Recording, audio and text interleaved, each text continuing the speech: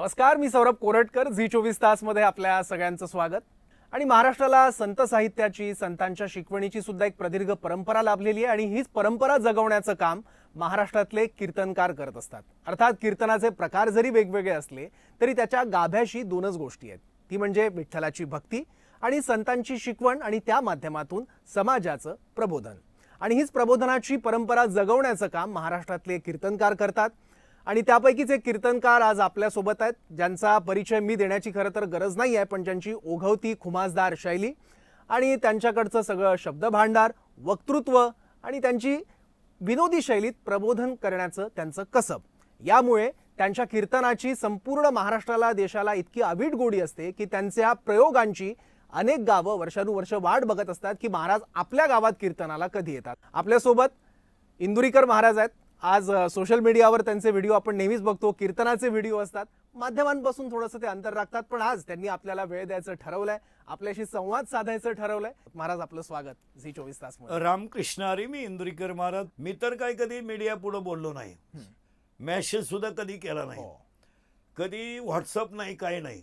परंतु आपल्या सगळ्यांच्या आग्रह खातर एक असावं आपली माहिती म्हणून आपणासमोर बोलणार आहे. रामकृष्ण हरी. बरोबर. आता मला पहिला प्रश्न हाच आहे की तुम्हाला सगळा महाराष्ट्र देश इंदुरीकर महाराज म्हणून ओळखतो, पण निवृत्ती देशमुख ते इंदुरीकर महाराज हा तुमचा प्रवास आणि ट्रान्झिशन नेमकं कसं झालं?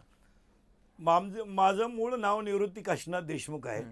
माझं जन्मगाव अहिल्यानगर जिल्ह्यातील अकोले तालुक्यातील अति दुर्मिळ भागातील, परंतु भक्तीने परिपूर्ण असणाऱ्या आणि वारकरी संप्रदायाची परंपरा असणाऱ्या इंदुरी गाव प्रवारा नदीच्या तीरावर वसलेलं गाव आहे.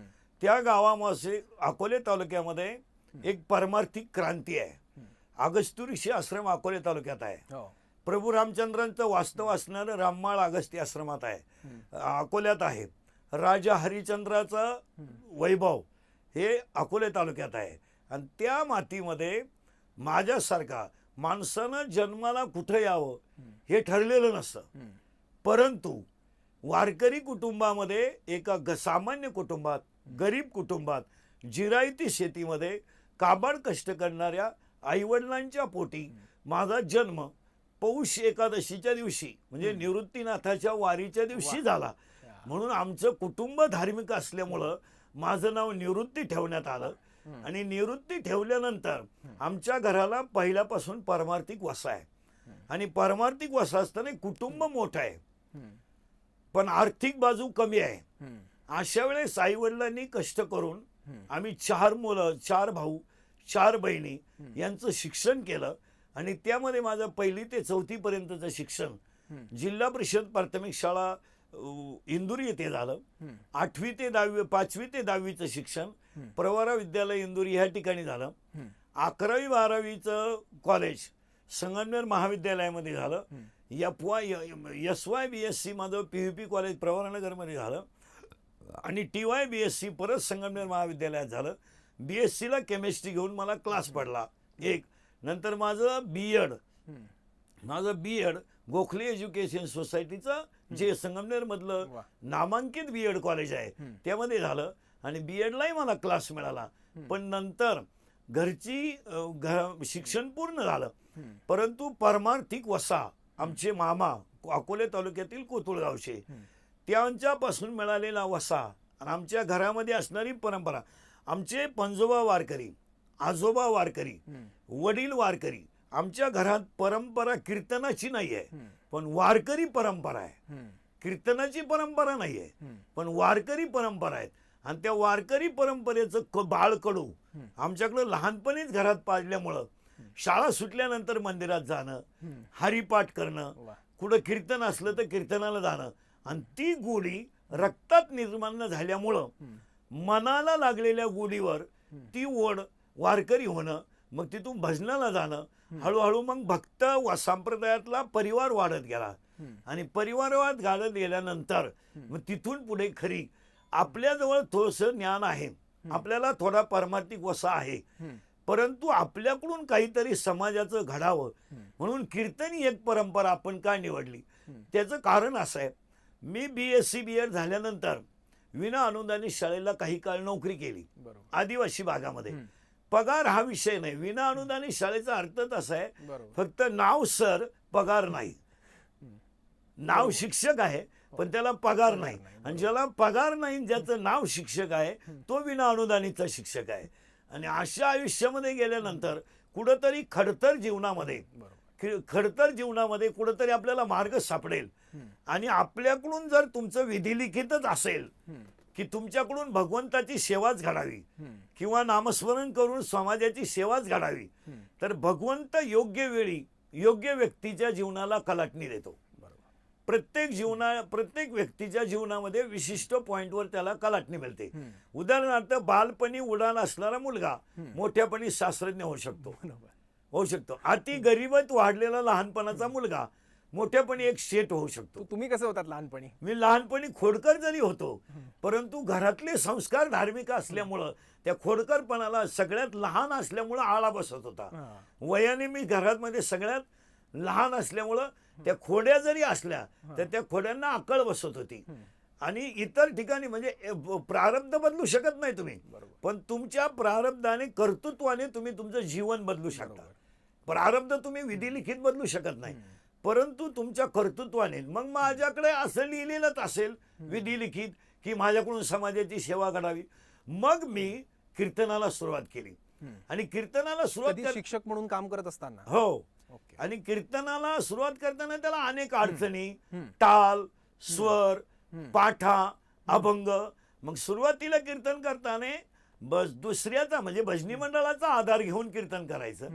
त्यावेळेस आपल्याकडे गायन नाहीये, आपल्याकडं स्वर नाहीये, ताल नाहीये, आणि समाजात लागणारं कीर्तनाला लागणारं पुरेसं भांडवल नाहीये. आपण तितकं वाचन केलेलं नाही.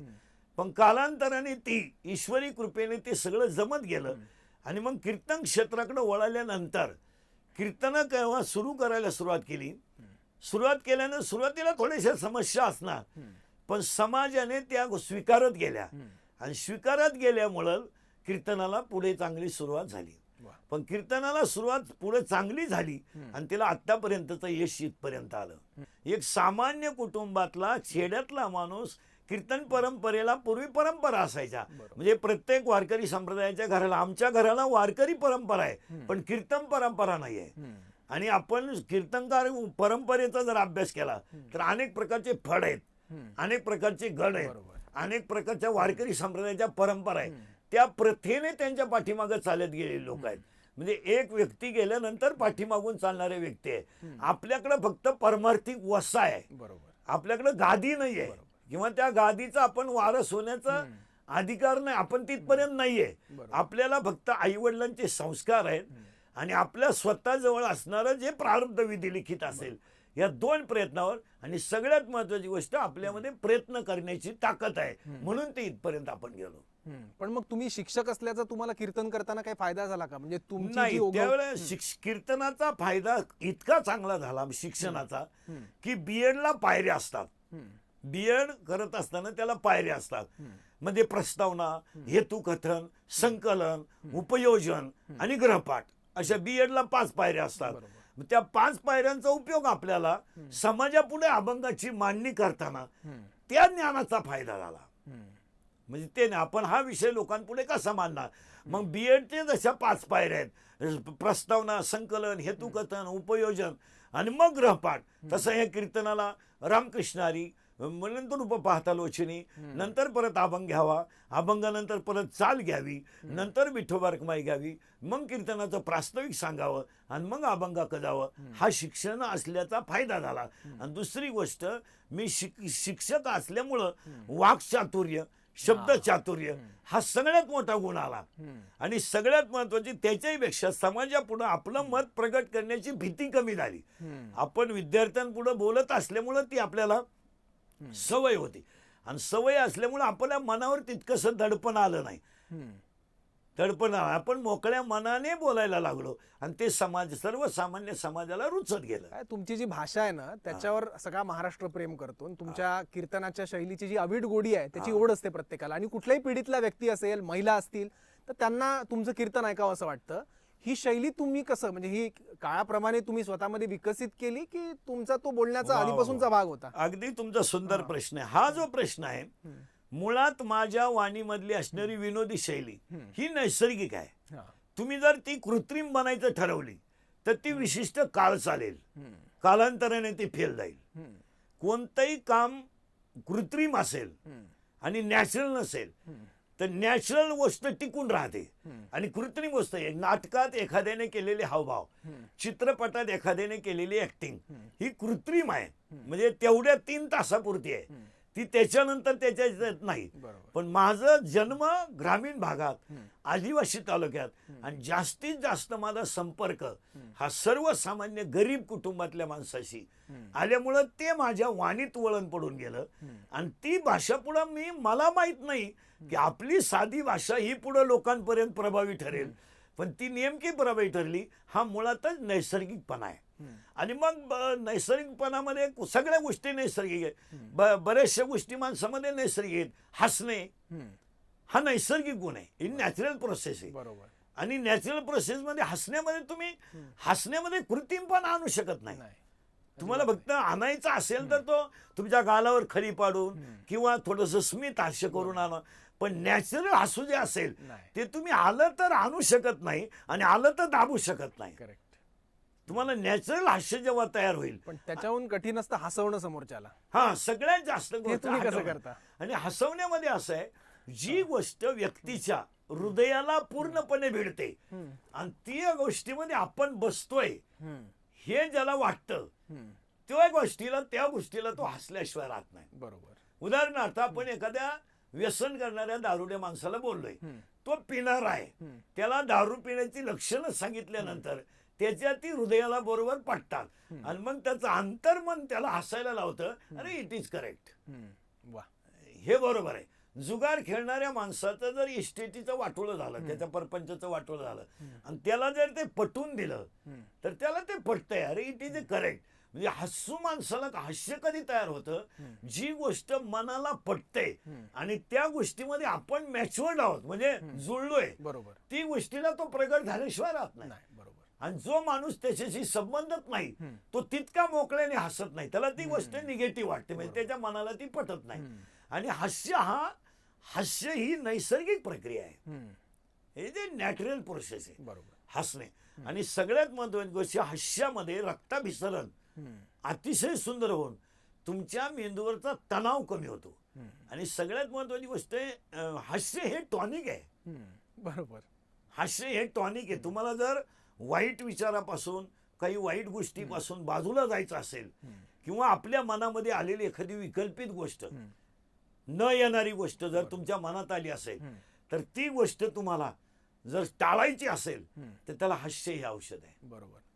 तुम्ही जर हसलं तर ती गोष्ट टाळू शकता. उदाहरणार्थ आता आमच्यासारखे माणसं कीर्तन करताना आम्हाला जर समाजामध्ये जास्त वेळ बसलं तर आमच्या अभंगाचं चिंतन थोडस कमी होतं. मग आमचं मन तुमच्या बाष्कळ गप्पांमध्ये रंगतं.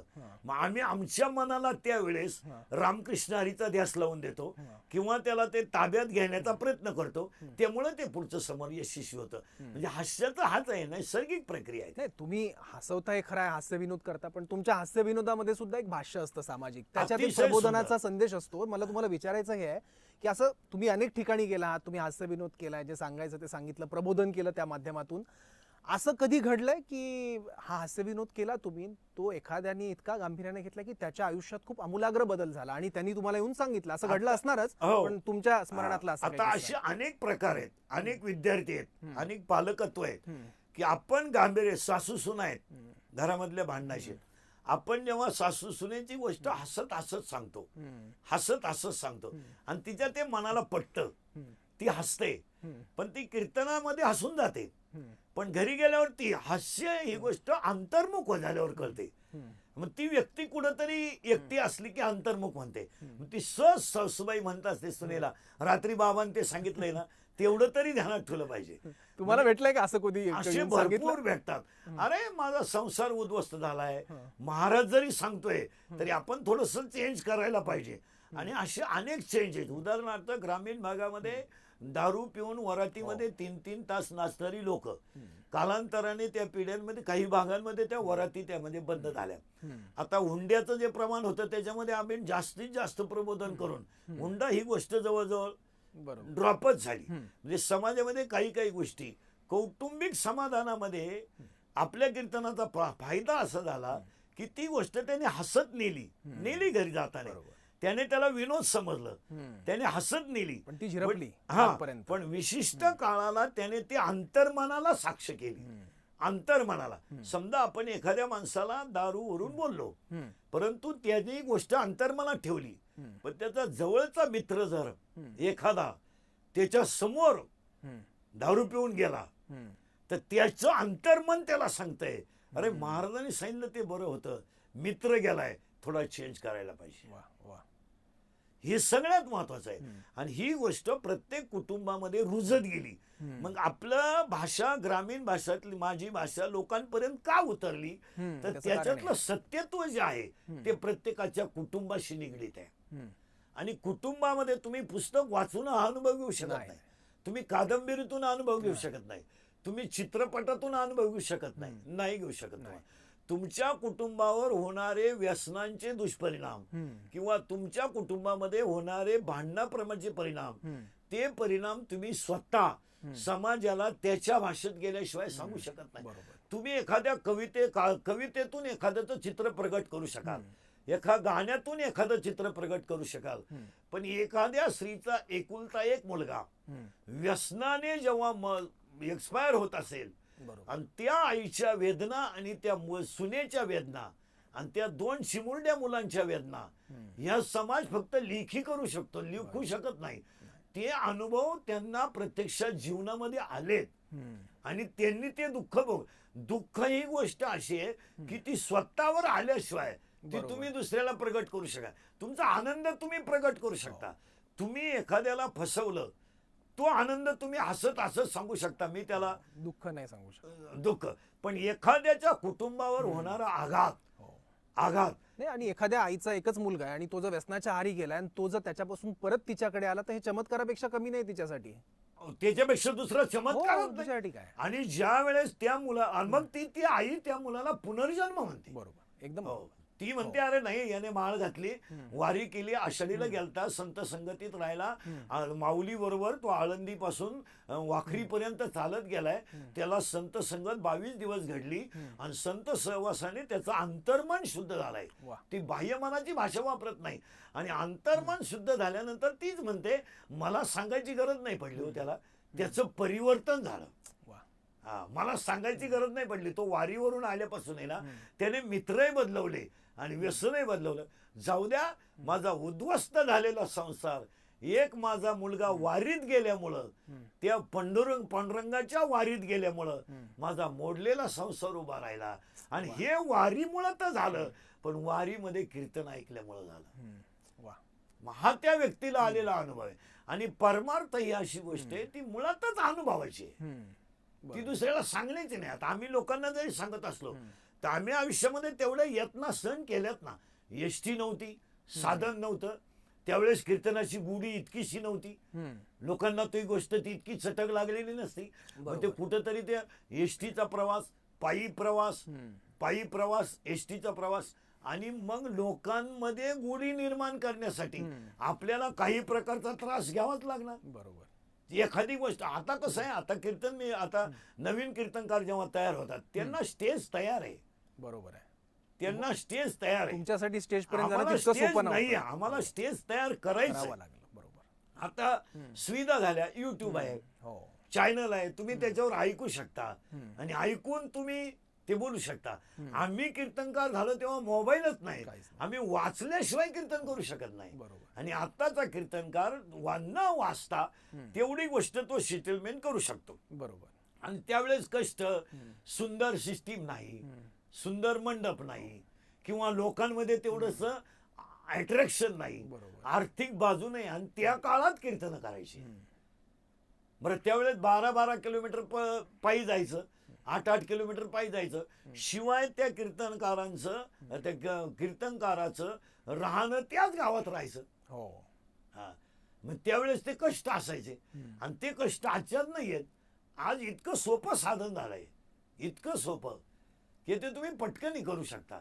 पण त्या काळात, आणि त्यामध्ये तुमची एक बाजू कीर्तन करायचं जरी ठरलं, आर्थिक बाजू पुन्हा पाहिजे, कौटुंबिक समस्या पाहिजे. माझ्या पण कुटुंबावर- महाराज, अशा कधी आव्हानं, अशा काही अडचणी आल्या या सगळ्या प्रवासात की जेव्हा तुम्हाला खूप हतबल वाटलं, खूप तुम्ही खचले हतबल असं म्हणजे वाटलं, कधी असे काही कधी प्रसंग, नको वाटण्यासारखी गोष्ट असे आहे. प्रसंग आहेत हो. एक दोन सांगा ना. आता समजा आपल्याला डोंगरात जायचंय, एसटी एकच आहे, हम्म, एसटी मुक्कामाला जाते, हम्म, त्या गावात एसटी मुक्कामाला जाते, 7 ते 9चं कीर्तन आहे, एसटीच कधी कधी 7 वाजता लागते, मग आपण त्या गावात 10 वाजता जाणार, मग त्या लोकांचा होणारा त्रास, मग ते झालेलं कीर्तन, मग त्यांनी आपली कोणती त्या बिचारांचा दोष नाही, ते आपण लेट झालो. म्हणजे अशा भयान प्रसंगातून कीर्तन करायचं. पण एक होतं, प्रसंग जरी भयान असला तरी तुमच्याकडं नामस्मरणाची ताकद असल्यामुळं तुम्ही ते प्रसंग विसरून तुम्हाला कीर्तनातला आनंद लुटू शकता. वा. ही संप्रदायातली सगळ्यात मोठी ताकद आहे. मुळात वारकरी संप्रदायात असाच आहे की त्याचा ज्ञान हाच पाया आहे, ज्ञान हाच पाया आहे, वैराग्य हाच कळस आहे, विस्तार हाच नाम आहे, आणि त्याची बहिणाबाई आहे, फडकती ध्वजा आहे. आणि जी ध्वजा कधी फडकत असते, जेव्हा उंचीवर असते, उंचीवर असते आणि वाऱ्याचा झोत असतो तेव्हा फडकत असते. वारकरी संप्रदायाची उंचीच मुळात संतांनी वाढवलेली आहे. आणि संतांच्या उंचीवर वारकऱ्यांना फक्त ध्वज फडकवायचा आहे. वा, बरोबर. आपल्याला त्याला पाया करायचा नाही. पायाची रचलेलं नॅचरल आहे प्रोसेस. संतांनी, हो. पाया तुमचा तयार आहे, हो. वैराग्य तुमचं तयार आहे, भक्तीची साधनं तुमची तयार आहे, आणि फक्त तुम्हाला एकच करायचंय की त्या आनंदात राहून बहिणाबाई सारखी नामचिंतनाची गुढी उभारायची. आज वारकरी संप्रदायामुळे तुम्ही माना नका मानू, पण वारकरी संप्रदायामुळे समाजामधली संस्कृती 99% जागेवर आहे. ज्या घरामध्ये तुळशीला पाणी घालणं, गाईला पाणी घालणं, गाईला पाणी पाजणं, अतिथींची सेवा करणं, मोठ्या माणसाशी नम्रतेनं वागणं, ह्या संस्कार ज्या घरात आहेत त्या घरातली मुलं तुम्हाला वाया गेलेली दिसणार नाही. आता तुम्ही मुलांचा विषय काढला, जेनझी माहिती आहेत का तुम्हाला? हा? जेनझी हा शब्द सध्या फार चर्चेत आहे. दिल्लीत आंदोलन सुरू नाही, केलं. नाही, जेनझी ते- म्हणजे नवीन पिढीतली मुलं एकदम, नाही, ते जी दुसरं 15, विचार. 16, 17, 18 वर्षांची आहेत. ही जेनझी मुलं कीर्तनाला येतात का? हो, आणि भरपूर. आणि ते कीर्तनाचा आनंद आणि घेतात का? सगळ्यात ती जास्त तरुण वर्गच आमचा फॉलोअर आहे. हा, ती ऐकतात कीर्तन, हो, भरपूर. आणि त्यांनाही तुमची भाषा अगदी ते रिलेट करतात मनोसक्ता. तुम्ही स्वतःसोबत. त्यांच्याकडे कोणताही उचकून पहा. नाही, त्यांच्याबद्दल बोललं जाते की वडिलांचं ऐकत नाही स्वतःच्या. नाही, असं ते कसं होतं, घरांमधलं जे कौटुंबिक वातावरण आहे, आता मुलं बनवताना आम्ही जेव्हा कीर्तनकार झालो, आता आम्ही गरिबीत झालो, कीर्तनकार झाल्यानंतर बीएड झालं, कीर्तनकार झालो, पण पुढे आपण विनाअनुदानित शाळेवर शिकावं, बरोबर, म्हणजे शिकलोय. आणि मग विनाअनुदानित शाळेमध्ये जीवन शिक्षकाचं बरबाद होतं. बरोबर. म्हणून 2005 मध्ये माझ्या डोक्यात असं आलं की आपण गरिबीतून वंचित राहिलो नोकरीपासून, पण एक सर्वसामान्य तळागाळातला मुलगा शिकावा म्हणून मी 2005 साली एका विद्यालयाची स्थापना केली. विद्यालय, माध्यमिक विद्यालय काढलं. हा. पण ते विद्यालय काढत असताना त्याला अनेक समस्या, आणि त्या समस्येमध्ये मग जर शाळेला स्पीकर लागत असेल तर आपण कोणाचं तरी पुण्यस्मरण करायचं, त्याचे पैसे घ्यायचे, कपाट घ्यायचंय, असं मी एक सुंदर विद्यालय उभं केलं. वा.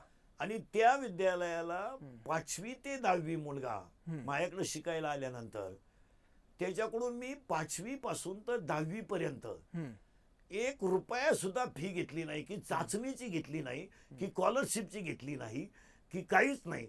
असे माझ्याकडून आतापर्यंत 2005 पासून 1500 मुलं शिकून गेली बापरे. माझ्याकडून. त्यांच्याकडं एक दाखल्याची फी फक्त 250 रुपये 5 वर्षात. आणि मग मी त्याला जोडून बालगृह चालू केलं, निराधार निराश्रित, की ज्यांना कोणीच नाही. आणि अशा बालगृहामध्ये माझ्याकडं आता सध्या 60 मुलं आहेत. वा. आणि त्या 60 मुलांचं केस कापणं, राहणं, 2 ड्रेस, बनियन, सगळा शैक्षणिक खर्च, सरपण, धान्य, असं मिळून माझ्याकडे 970 मुलं आतापर्यंत शिकून गेली. म्हणजे पालकत्वच तुम्ही घेतलं एक मग प्रकारे आता त्यांचं. आता मी सध्या 1500 मुलांचा आपलं 500 मुलांचा पालक आहे वा. सध्या आता माझ्याकडं. आणि मुलं इतकी गरीब शिकतात ती, पण ते शिकत असताना तुम्हाला त्रास काढावाच लागतो, आणि मग तुम्हाला त्रास होतो. पण आज मला याचा आनंद आहे की त्यातली जी मुलं वीटभट्टीवाल्याची आहेत, वीटभट्टीवर कामाला जाणाराची आहेत, हो. किंवा गरीब माणसाचे, ती मुलं शिकलीच नसते. बरोबर. आणि आपल्याकडून जर एक गरीबाची मुलगी 10वी होऊन जर गेली तर त्या मुलीचा सुखी संसार झाला. हा आशीर्वाद आपल्याला याच्यापेक्षा काय आहे. माझ्याकडून सगळी मुलं आज चांगल्या चांगल्या पदावर आहे. एक मुलगा अभियंता आहे, एक मुलगी SP आहे मुंबईला, पोलीस मध्ये 15-20 मुलं आहेत.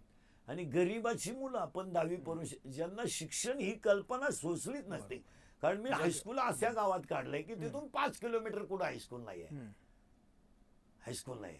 त्या विद्यालयाचं नाव खंडेराव पाटील माध्यमिक विद्यालय ओझर बुद्रुक आहे. आणि मी शिक्षकांना मी स्वतः विना अनुदाते असल्यामुळं मी 5 म्हणजे जोपर्यंत मान्यता येत नाही तोपर्यंत एकाही शिक्षकाचं पेमेंट द्यायचं ठेवलं नाही. पूर्ण पेमेंट त्यांना आतापर्यंत तुम्ही जे सोचलं ते दुसऱ्याच्या वाट्याला नाही अजिबात येऊ दिलं नाही. ज्याच्यातून मी गेलो त्यांना ती रक्कम कमी असेल म्हणजे आहे, पण ती त्यांना ती 1 तारखेला द्यायची म्हणजे द्यायची. आणि माझ्याकडे आता 13 शिक्षक आहेत. 13 शिक्षकांना त्यांना आता 60% 80% अनुदान आहे विद्यालयाला. आता 8वी ते 10वीला 80% अनुदान आहे, 5वी ते 7वीला 60%. मी शिक्षकांचं भविष्य घडवताना व्यापारीकरण न करता मी त्यांच्याकडून अजून 1 रुपया सुद्धा घेतला नाही. पण मला एक सांगा, तुम्ही सगळं शून्यातून उभं केलं, तुमचा संघर्ष एक वेगळा आहे. आणि जेव्हा तुम्ही आज यशाच्या शिखरावर आहात, प्रसिद्धीच्या शिखरावर आहात, तुम्ही त्याची जाणीव ठेवली, तुम्ही सामाजिक उपक्रम सुरू केले आहेत. समाजात ही भावना कमी होत चालली आहे का, की आपलं काहीतरी एक देणं लागतं समाजाला? कारण वारकरी प्रत्येकाला माऊली म्हणतो. अगदी बरोबर आहे. आपण प्रत्येकाला माऊली म्हणतो, पण सत्कर्म करण्याची बुद्धीची प्रमाण कमी झालं. थोडक्यामध्ये परोपकार करावा, उपकार करावा. प्रसंगामध्ये एखाद्या असणार. आता आमच्यासारख्या आता आमचं इंदुरी गाव आहे, वस्त्यांवर लोक राहतात. मग पावसाळा आहे, उद्या एखादा माणूस एक्सपायर झाला, त्याचं प्रेत 3 किलोमीटर आणायचं आहे. समाजामध्ये एकात्मता राहिली नाही, भाऊबंदकी राहिली नाही. म्हणजे सगळे समाजाचं विघटन झालंय, संघटन राहिलं नाही. मग त्यासाठी मी गावालाच एक वैकुंठ रथ बनवून दिला. वैकुंठ रथच स्वतः बनवला, मस्त दिला. मी माझ्या इंदुरी गावात मंदिरं अतिशय सुंदर बनवली आणि वैकुंठ रथ देऊन टाकला. मग आपण म्हणतो ना, ही लोक परोपकार का करत नाहीत, तर त्याचं असं आहे, परोपकारामध्ये सुद्धा बऱ्याचशा वेळा आपण काय होतो, एखाद्यावर दया करावी अशी आपली भावनाही उत्पन्न होते. बरोबर. आणि त्याला वाटतं. पण त्या व्यक्तीचे दुर्गुण जेव्हा आपल्याला कळतात तेव्हा आपण ही गोष्ट चुकीची केली असं वाटतं. अरे आपण त्याला 20 रुपये उसने दिले, तो रडला रे, रडला म्हणून आपण त्याला 20 रुपये उसने दिले. पण अर्ध्या तासाने तो आपल्याला तिकडून दारू पिऊन येताना दिसला. मग आपण ते आणि ज्या वेळेस असं करतात आमच्या जीवनामध्ये शाळा चालवताना मग आपल्याला विद्यालय काढलं. मग आता समस्या अनेक आहेत. माझ्याकडे मी एक महिला समुपदेशन केंद्र सुरू केलं, महिला कोपरगावला.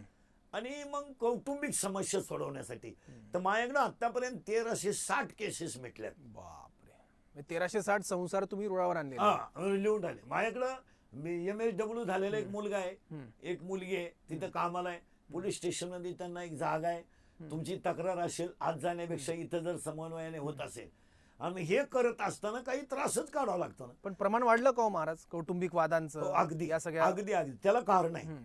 प्रत्येक कुटुंबाचा तुम्ही अभ्यास करा, प्रत्येक कुटुंबाचा, तुमचं माझं प्रत्येक कुटुंब थोडस युगो तयार झालाय. तो युगो असा झालाय, मी आहे, माझं आहे, मी करतोय आणि माझ्यामुळे करतोय. त्यामुळं प्रत्येक पालक मुलापासून दूर आहे, आई मुलीच्या विचाराची नाही, आणि सून सासूपासून दूर आहे. याचं कारण आहे तो अहंकार घालवण्याची जी ताकद आहे ती फक्त वारकरी संप्रदायाच्या संतांच्या विचारातच आहे. आणि ही लोक नेमकी संतांच्या विचारापासून बाजूला राहिली.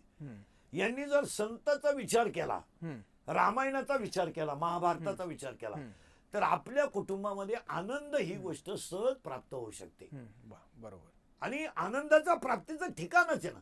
आपण म्हणतोय साखर गोड आहे, आपण म्हणतोय साखर गोड आहे, पण ज्याला डायबिटीस आहे त्याला ती कडू आहे ना. बरोबर.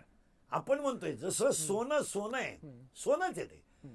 पण कधी सोन्याचे दागिने तुम्ही किती बनवा, कोणत्या आकाराने बनवा, कोणत्या सोनाराकून बनवा, सोन्याचं सोनं पण कधी सोडत नाही. सोन्याचं तुम्ही कापड कोणताही घाला, काय प्रॉब्लेम नाही, पण कापड धाग्याला सोडत नाही. आणि गुळाची गोडी सोडित नाही. तसे आई वडील, संत आणि वारकरी संप्रदाय, समाज किती वाया जाऊ द्या, त्यांचे तत्व सोडत नाही. वा. त्यांना तत्व सोडा. आमच्याकडे आषाढ महिना, आपला ज्येष्ठ महिना आला, 10 लाख लोक सप्तमीला आळंदीत देवती येणार, काय निरोपची गरज नाही. अष्टमी आली, 10 लाख लोक आळंदीत येणार, आणि 2 दिवस पुण्यामध्ये 2 मुक्काम, पण दोन्ही सोहळे इतके आनंदाने करणार. पण त्या सोहळ्यातल्या ज्ञानबा तुकाराम या शब्दातली ताकद इतकी आहे की 20 लाख लोक एकही उपाशी नाही आणि एकही वाऱ्यावर नाही. याला वारकरी संप्रदायाचं जे चैतन्य आहे, आजचा माणूस चैतन्य जरी मान्य करत नसला, काय झालं, थोडीशी बौद्धिक पातळी वाढल्याचा लोकांना अहम झाला की आम्ही थोडेसे बौद्धिक आहोत. ते बौद्धिक नाहीत आहेत, पण त्यांच्याकडं आमच्याकडं थोडासा ज्ञानाचा साठा आहे, हा त्यांना अहंकार झाला. आणि त्या अहंकारामध्ये त्यांना मी एक ज्ञानी आहे असं वाढत गेलं. त्यामुळे ते काही संस्कृतीपासून दूर गेले आणि कष्टाशिवाय कोणती गोष्ट तुम्ही साध्य करू शकत. आता आम्ही हायस्कूल चालवतो, विद्यालय चालवतो. मी स्वतः गायीची एकदम चांगली सेवा करणारा माणूस आहे. मी सकाळी, आता मी 3 कीर्तनं रोज करतो, रोज 5-6 तास बोलतो. पण आम्ही कष्टच केले ना. कीर्तन करत असताना, मोबाईलची सोय नसताना, आम्ही जेव्हा खेड्यावर कीर्तनाला जायचं, सायकलीवर जायचं, तर कीर्तनामध्ये मी माझ्या स्वतःच्या आईच्या अंत्यविधीला नव्हतो. नाही, इतक्या अंतरावर मी येऊ शकत नाही. आणि मी कुठे होतात तेव्हा? कीर्तनामध्ये होतात? कीर्तनात होतो. तुम्हाला कधी कळलं तसं? सांगतो, एकादशी होती, गीता जयंती होती, आणि गीता जयंतीच्या दिवशी आमच्या आईंचा मृत्यू जेव्हा झाला, आईंना संगमनेरला ऍडमिट केलं होतं. मी पुणे जिल्ह्यातल्या रोकडी गावात कीर्तनाला होतो. रात्री येणं शक्य नाही, म्हणजे माहीतच नाही ना, फोनची सोय नाही, कीर्तन कुठं हे माहित नाही, तितक्या सुविधा नाही. आणि मग सकाळी मी कीर्तन करून, म्हणजे असं घडलं असेल असा कधी विषयच नाही. आणि जेव्हा मी कीर्तन संपून गावात सकाळी आलो निवांत 10 वाजता, तर त्यावेळेस आमच्या स्वतःच्या आईची अंत्ययात्रा निघली होती. आणि स्वतःच्या आईची अंत्ययात्रा निघत असताना सुद्धा मी संप्रदायाकडे थोडी सुद्धा पाठ फिरवली नाही, मी कीर्तनच केली. कालांतराने आईंची इच्छा होती लग्न करावं, तोपर्यंत मी लग्न केलं नव्हतं. आता आईंची इच्छा कोण आपल्या कोण अपुरी राहिली. बरोबर. आपण म्हणजे पाहू अरे ते एक पाप आपल्या मस्तकी बसेल, आपल्याला मातृऋणातून मुक्त होता येणार नाही. काही झाली तर आपलं आईवर कर्ज आहे, आईचं कर्ज आहे आपल्यावर. मग वडिलांच्या शब्दानुसार मी लग्न करायचं केलं. एक वारकरी कुटुंबातली, सामान्य कुटुंबातली, म्हणजे सामान्य सर्वसामान्य कुटुंबातली एकदम गरीबाची मुलगी मी बायको केली. पण तुम्हाला कुणाला पटणारच नाही, माझ्या लग्नाच्या दिवशी सुद्धा मी 2 कीर्तन केली. लग्नाच्या दिवशी कीर्तन केली? हो, माझ्या स्वतःच्या लग्नाच्या दिवशी 3 वाजता कीर्तन झालं, आणि 6 ते 8, 6 ते 8 आणि 9 ते 11, 6 ते 8चं कीर्तन वाजेवाडी तालुका शिरूरला केलं, आणि रात्री 9 ते 11चं कीर्तन. आणि आमच्या पत्नीनं सुद्धा लग्नाच्या दिवशी संध्याकाळी संगमनेर तालुक्यातल्या मंगळापूरला कीर्तन केलं. आम्ही दोघंही कीर्तनकार आहेत. आणि मग इतका त्याग तुम्ही कुठं सापडून द्याल मला आता? म्हणजे काय 2 कीर्तनाच्या मध्ये तुम्ही लग्न केलं? हो, माझे 2 लग्न झाले, म्हणजे 2 कीर्तनं झाली, 6 ते 8 आणि 9 ते 11. पण लग्न 3 वाजता झालं, आणि संध्याकाळी बायकोनंही कीर्तन केलं. आणि मग त्या संसाराला सुरू होताना रात्रंदिवस प्रवास प्रवास प्रवास. सर, मी आतापर्यंत 26 स्कॉर्पिओ वापरल्यात. त्याचं कारण आहे रात्रंदिवस रोडवर, आणि मी बाहेर मुक्काम न करणारा माणूस आहे. कालांतराने माझं लग्न 11/5/2005 झालं. ईश्वरी संकेताने मला पहिली मुलगी सुद्धा 11/5/2006 झाली. 11/5/2005 लग्न झालं. मुलगी झाली तेव्हा मी बाहेर कीर्तनाला होतो. मी स्वतःची मुलगी 3 दिवसानंतर हॉस्पिटलमध्ये डोळ्याने पाहिली. 3 दिवसानंतर, म्हणजे 3 दिवस आमची पत्नीला बाळ झालं, ते बाळ सुद्धा मी 3 दिवसाने पाहिलं. पण रात्रंदिवस प्रवासामध्ये ते गेलं. पण तो संस्कार ज्ञानोबरायांच्या कृपेने, संतांच्या कृपेने अतिशय सुंदर झाला. पुढे कालांतराने मुलगा झाला, मुलगा सुंदर झाला. पण आमच्या मुलांना लहानपणी मातृ पितृ या गोष्टी मिळाल्या नाहीत मला. आमची मुलगी 4 महिन्याची झाली असतानाच तिच्या आईला कीर्तनाला जायचं, मला कीर्तनाला जायचं. संसार कसा चालायचा तुम्ही दोघंही तुम्ही दोन आज बघा दिशेला ना, कीर्तनाच्या सांगतो ठिकाणी? ना तुम्हाला. हा. आणि मग तिने कीर्तनाला जायचं, मग ते मूल आम्ही शेजारच्या घरी ठेवायचं, तिनं कीर्तनावरून आल्यावर त्या मुलांना घ्यायचं.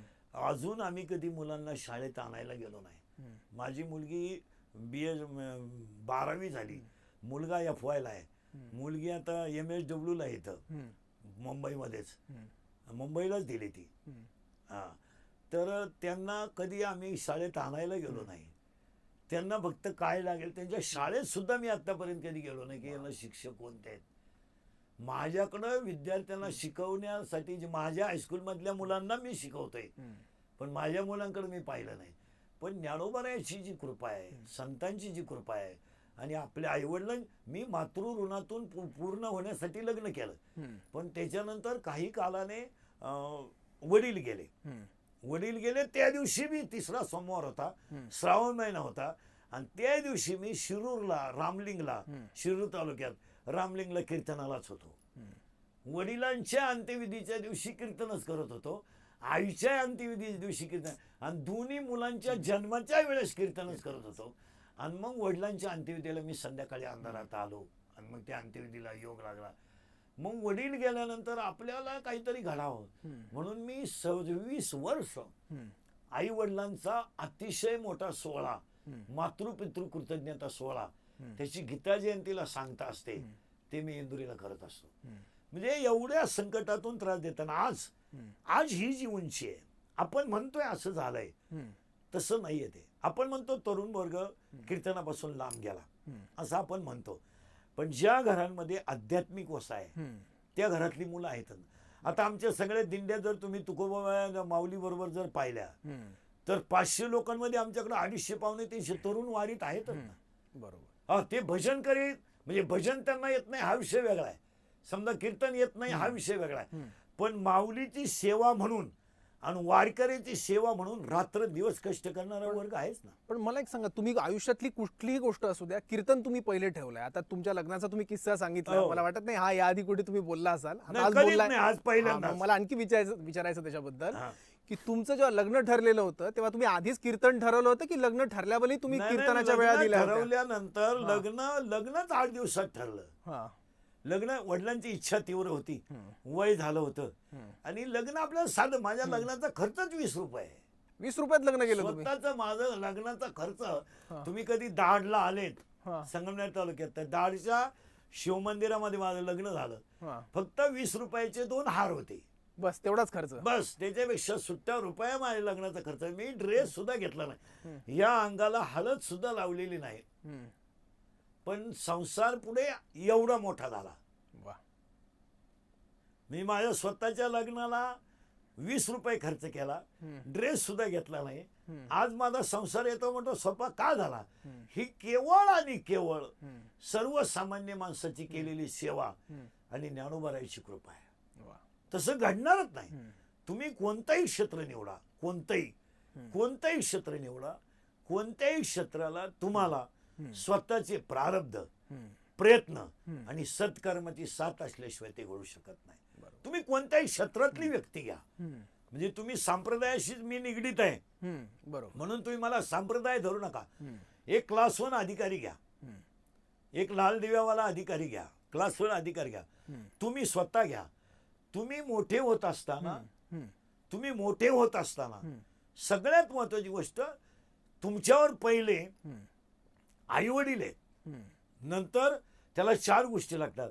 त्याला प्रारब्ध लागतं, त्याला प्रयत्न लागतो, त्याला आई वडिलांचे आशीर्वाद लागतात, आणि संतांची कृपा लागते.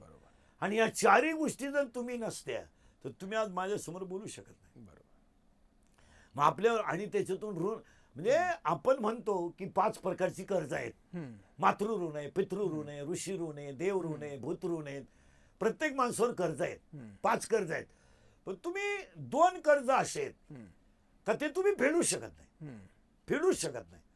मातृ ऋण तुम्ही फेडू शकत नाही, पितृ ऋण तुम्ही फेडू शकत नाही. पण तुमच्यावर जे ऋषींचं ऋण आहे, ऋषी मुनींनी जे ग्रंथ लिहून ठेवले, स्वने तपश्चर्या केल्या, साधना केल्या, आणि तुमच्यासाठी जे ग्रंथरूपी हम्म. जे ठेवलंय ते ग्रंथ वाचल्याने तुम्ही त्या ऋणातून थोडस मुक्त होऊ शकता. बरोबर, त्याचा अंगीकार करायचा फक्त. याचा तुम्ही ह्या दोन कर्जाचा विचारच करू नका. हे तुम्हाला त्याचं फिटणारी गोष्टच नाही आहे. हा, आपल्याला रक्तदान करा म्हणावं लागतं. ब्लड निर्मिती करता येत नाही. आपण ब्लडचा अभ्यास करू शकतो का त्याच्यामध्ये 2 टाइप्स ऑफ ब्लड सेल आहे, तांबड्या पेशी आहे, पांढऱ्या पेशी आहे, 4 गट आहेत, A B A O B ए ओ ए, ओ गटाचं रक्त सगळ्याला चालतं, हे आपण करू शकतो. पण ब्लडचं निर्मिती तुम्ही करू शकत नाही. तसं तुम्ही भोग तुमचे भोगू शकता, पण तुमच्या प्रारब्धात चेंज करू शकत नाही. जे असणार आहे ते असणार आहे. मग हे ऋषी मुनींनी नेऊन ठेवलेले जे ग्रंथ आहे, आजही महाराज तुम्ही 2026 चा अभ्यास करा. हरिपाठ, ज्ञानेश्वरी, या चिंतनामध्ये ताकद आहेच ना. बरोबर.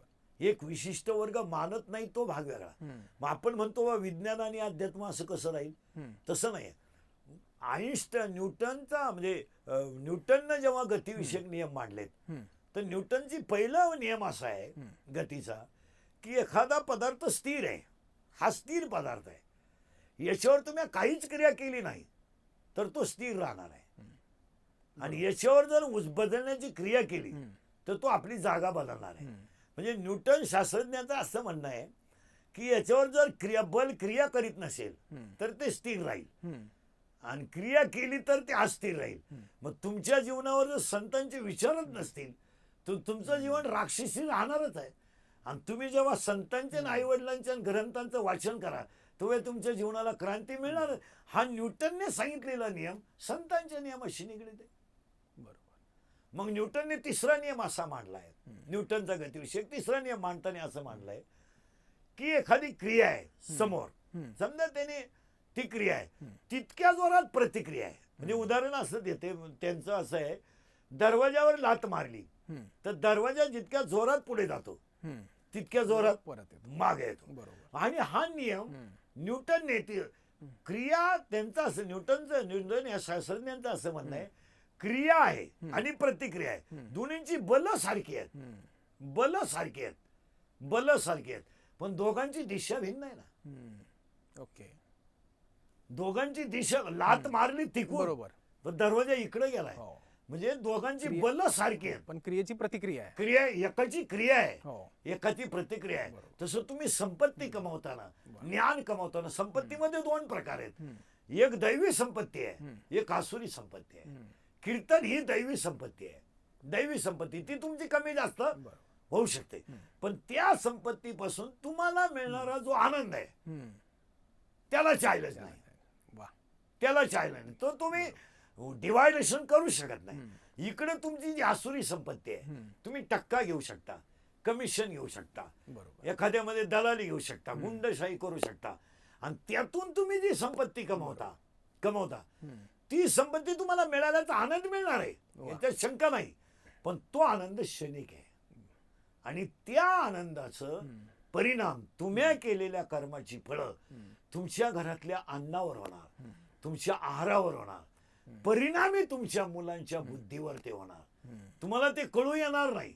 अरे माझा मुलगा खून करण्या इतका निघाला, कसं शक्य आहे? कल्पनाच केली नव्हती कधी. अरे माझ्या मी स्वप्नात सुद्धा पाहिलं नाही माझा मुलगा चोरी करेल. पण माझ्या मुलाला एवढ्या संपन्न घराण्यात हा छंद लागला कसा? तर त्याचा शोध असा आहे की त्या घरांमधून राहिलेला आहार, त्या घरांमध्ये मिळालेला पापाचा पैसा. मग तुम्ही सोपं उदाहरण आहे ना, श्रीमंतीच्या तुलनेने रावण श्रीमंत आहे, श्रीमंतीच्या तुलनेने रावण श्रीमंत आहे. बरोबर. तेवढी श्रीमंती. जसं समुद्राला तुम्ही दुसरी उपमाच देऊ शकत नाही ना.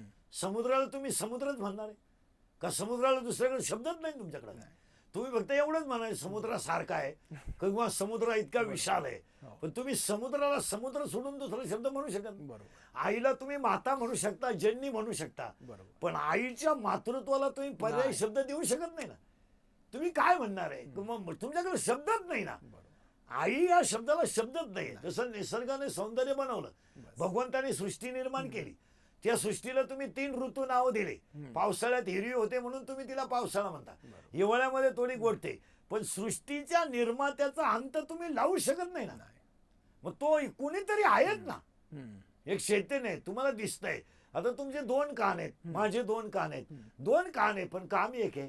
ऐकणं. 2 नागपुडे आहेत पण काम एक आहे. बरोबर. 2 डोळे आहेत काम एक आहे. पण एकच जीभ आहे काम 2 आहेत. वा. 2 एका जीभेची 2 काम आहे ना. मग रावणाची संपत्ती जी होती ती आसुरी संपत्ती होती आणि रामाची जी संपत्ती होती ती दैवी संपत्ती होती. आणि दैवी संपत्ती पुढे आसुरी संपत्ती टिकू शकत नाही. मग ज्या घरामध्ये अनितीची लक्ष्मी येते आणि त्या घरांमधली मुलं वाया जातात. आपण असं कधी म्हणू शकत नाही की सगळी तरुण पिढी बरबाद आहे. नाही, बरोबर. असं कधीच नाही म्हणू शकत किंवा सगळी पिढी वाया गेली असं नाही. मग अजूनही श्रावण बाळासारखं काशीला नेणारे मुलं आहेत ना. आहेत. अगदी बरोबर आहे. आज- आणि जे कोणी काय वाट चुकलेले असतील त्यांना तुम्ही वाट दाखवण्याचं काम आणि सुद्धा जे तुमच्या जे कीर्तनाच्या वाट माध्यमातून चुकून करता. गेले ते आमच्याकडे आले की ते सरळ वाटेला लागतात. हो. हेच त्याचं वैशिष्ट्य आहे. नाही, तुम्ही इतकं छान सगळं हरिनामाचं महत्व सांगितलंय, प्रबोधनाचं महत्व पटलंय, संत साहित्य आपल्या आयुष्यात किती महत्वाचं आहे आणि नामस्मरणाचं महत्व सुद्धा तुम्ही सांगितलंय. खरं तर तुमच्यासोबतच्या गप्पा संपूच नाही असं वाटतं. तुम्ही किती वेळ बोललात तरी ते ऐकत राहावं असं वाटतं. पण आपली वेळ संपत आली आहे. पण तुम्ही आज इथे आलात महाराज आणि आमच्याशी बोललात आणि इतकं सगळं भरभरून बोललात, सांगितल्यात, तुमच्या आयुष्यातल्या सुद्धा आठवणी सांगितल्यात. त्याबद्दल खरंच मनस्वी आभार आणि धन्यवाद आपण इथे आलात आज त्यासाठी. रामकृष्ण.